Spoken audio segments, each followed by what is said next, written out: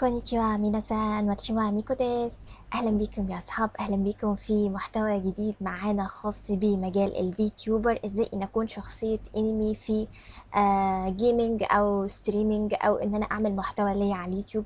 كتير مننا بنبقى عايزين يبقى عندنا شخصية افتراضية، مش عايزين نظهر بشخصنا كده قدام الناس، فشخصية الفيتيوبر هي حاجة انشهرت مؤخرا.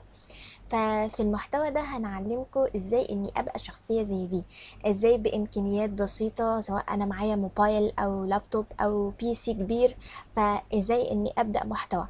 طبعا قد تبدو الجودة اللي قدامكم حاليا مش هي الجودة المميزة لحركة وش الشخصية، ولكن هنرجع نقول انك بتبدأ بالامكانيات المتاحة عندك، ووقت ما يتدخل لك مصدر ربح بتبدأ انك تزود امكانياتك بعد كده، ولكن نقول انها بداية ممتازة.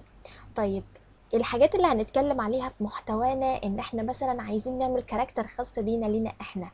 المشكلة اللي بتواجهنا ان معظم الشخصيات بفلوس جامدة جدا بالين الياباني.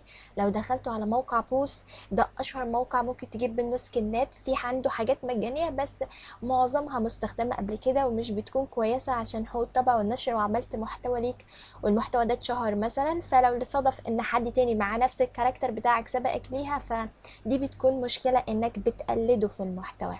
طبعا دي هتكون مشكلة ليك فيما بعد. فاحنا بنفضل ان يكون لينا كاركتر خاصة بينا احنا، يعني مش بتاعت حد. فانا عايزة اتعلم ازاي اني اعمل شخصية من الزيرو.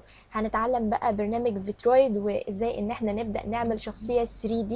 هتكون حاجة ممتازة جدا تعليما ليك.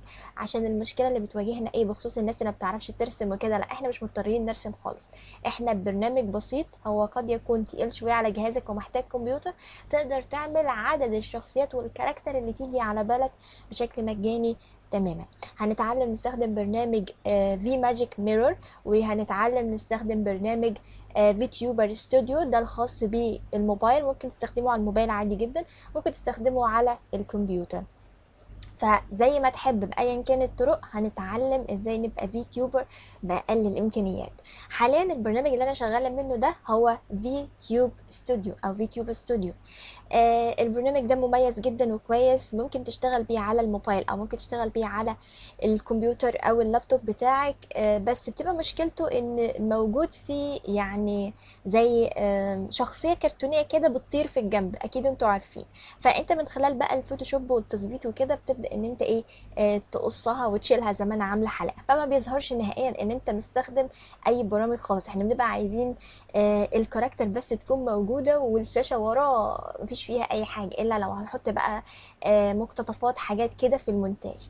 فازاي برضو ان انا اوصل للمرحلة دي؟ البرنامج الخارجي اللي بصور بيه، برنامج الستريننج اللي هتعمل بيه لو هتدخل جوه الجيمز، ازاي الكاركتر بتاعتي تبقى موجودة لو انا مثلا بشرح شروحات وعايزة اشرح حاجة في الكمبيوتر مثلا، فعايزة افتح السكرين وعايز الكاركتر بتاعتي بس تكون في الجنب كده او فوق او تحت، فازاي اعملها على خلفية شفافة. كل الحاجات اللي هتسألك دي خلاصة خبرة لف طويل هتكون معاك في القناة دي بإذن الله، بآخر التحديثات، بمعظم السكنات اللي بتنزل جديدة. لو في أي سكنات نزلت مجانية هنعرفكم عليها، عشان يبقى كده مجال الفيتيوب ما عادش حاجة صعبة نهائيا مهما كانت إمكانياتك. أتمنى أكون استفدتوا من الفيديو ده، وإن شاء الله انتظرونا في الفيديوهات القادمة نبدأ ننشط المجال ده شوية لكل الناس اللي حابة. جاء ماتاني، سايونارا.